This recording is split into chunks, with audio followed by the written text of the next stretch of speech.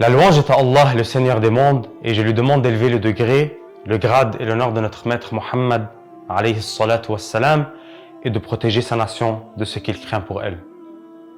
Masjid Quba, la mosquée de Quba, est située proche des limites de Al-Madina al-Munawwara, la Médine illuminée, mais elle n'est pas à l'intérieur des limites. Et sachez qu'à la base, le prophète Muhammad alayhi salatu wassalam, lorsqu'il a émigré de la Mecque à la Médine, il avait des gens qui l'attendaient à Yathrib. Yathrib, qui est le nom de la Médine illuminée avant l'arrivée du prophète Muhammad alayhi salatu wassalam. Ces musulmans-là qui l'attendaient sont Al-Ansar, les partisans du prophète Muhammad alayhi salatu wassalam. Tous les jours, ils l'attendaient à Quba, au lieu de Quba, avant que la mosquée ne soit bâtie. Et ils l'attendaient jusqu'au temps d'Al-Dhuhr. Ensuite, ils se redirigeaient vers leur maison, vers leur résidence, car la chaleur du soleil était intense.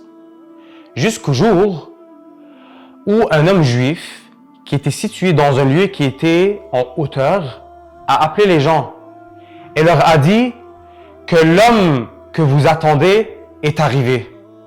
Rasulullah qui arrive à la Médine. Alors les gens se sont précipités vers le lieu de Quba pour accueillir le messager alayhi salatu wassalam.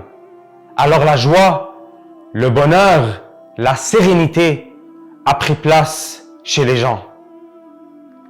Et certains parmi les partisans savaient qui était Rasulullah, mais d'autres ne le savaient pas, car ils ne l'avaient pas encore rencontré.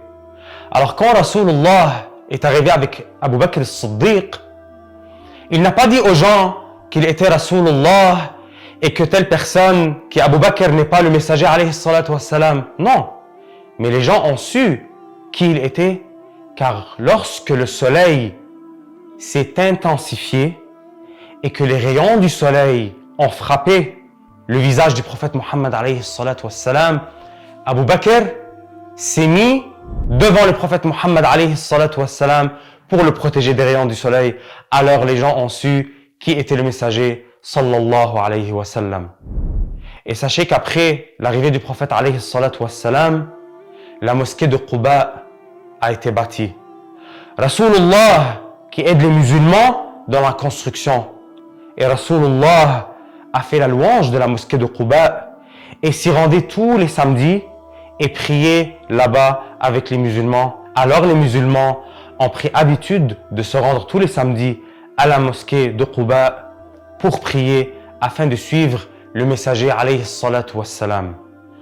On demande à Allah tabaraka wa ta'ala de nous faciliter la visite de Quba, de se rendre à Quba et de prier dans la mosquée de Quba.